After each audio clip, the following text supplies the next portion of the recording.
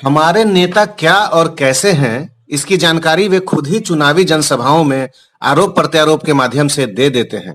अब मध्य प्रदेश का ही मामला लीजिए। यहाँ 28 सीटों पर उपचुनाव होना है और चुनाव प्रचार जोरों पर है।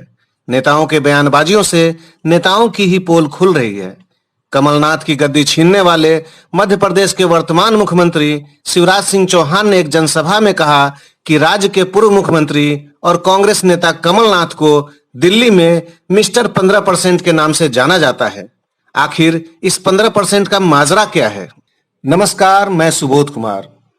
मोटी तनख्वाह, तमाम विशेषाधिकार और ढेर सारी सरकारी रियायतें, इतना सब कुछ मिलने के बाद भी हमारे नेताओं का पेट नहीं भरता है।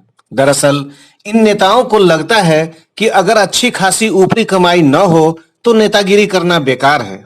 तभी तो नेता बनते ही रातों रात उनकी किस्मत चमकने लगती है। आजादी के तुरंत बाद के नेताओं के बारे में तो मैं ज्यादा नहीं जानता, लेकिन पिछले 30 सालों के दौरान बहुत कम ही लोग ऐसे होंगे जो नेता बनने के बाद अपनी संपत्तियों में अप्रत्याशित वृद्धि नहीं किया हो। यह सब दिखता भी है और नेता लोग खुद भी बताते रहते हैं कि नेतागिरी में इतने पैसे कहां से आते हैं। अब शिवराज सिंह चौहान के बयान को ही लीजिए। उन्होंने कहा है कि कांग्रेस नेता कमलनाथ को दिल्ली में 15% के नाम से जाना जाता है। आखिर इस 15% का मतलब क्या है? मतलब साफ है, किसी भी कार्य के लिए 15% कमीशन लेना।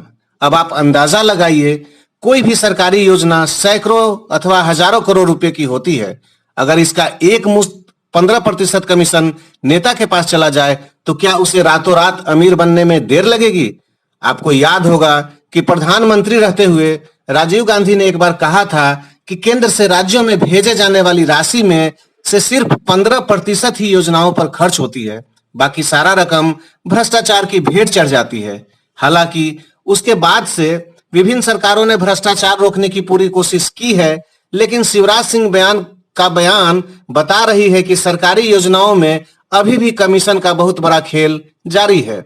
सांसदों और विधायकों की बात तो छोड़िए, मैंने बिहार में 3 बार मुखिया चुने गए एक ऐसे व्यक्ति को देखा है जिसने अपने तीनों कार्यकालों में अच्छी खासी संपत्ति अर्जित कर ली। मैं कोई दोषारोपण नहीं कर रहा हूं, मैं बस नेताओं की कमाई पर बात कर रहा हूं। आइए अब फिर लौटते हैं शिवराज और कमलनाथ के बयानों की ओर। 15% वाले बयान पर पलटवार करते हुए कमलनाथ ने शिवराज सिंह को माफिया और मिलावटखोरों का भगवान कहा है। यानी कमलनाथ भी यही कहना है कि शिवराज सिंह माफिया और मिलावटखोरों से मिलकर अपनी तिजोरी भर रहे हैं।